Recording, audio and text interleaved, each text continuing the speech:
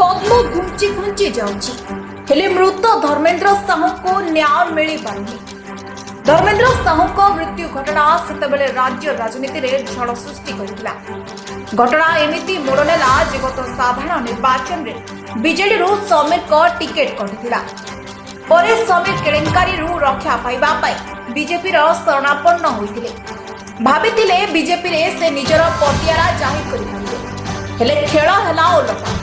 Sameer BJP रे कोणठेसा होई रहितबा बेले उप मुख्यमंत्री प्रभाती परिडा तांकु बासी पचारु नथिबा चारियाडे चर्चा हेबा सह भाईना चारि पांजिरु गले बोली सबुआडे आलोचना हेछि। एपटे धर्मेंद्र साहू को मृत्यु पर प्रभाती परिडा गर्जन तर्जन करी कहिथिले, आमे सरकार को आसिले न्याय देबु, हेले सरकार को आसीबा परे से न्याय कथा भूली गले। तेबे केबे मृत धर्मेंद्र साहू को न्याय मिलुछि ताहा देखिबाकू बाकी रहिला। ब्यूरो रिपोर्ट, स्वरा ओडिशा।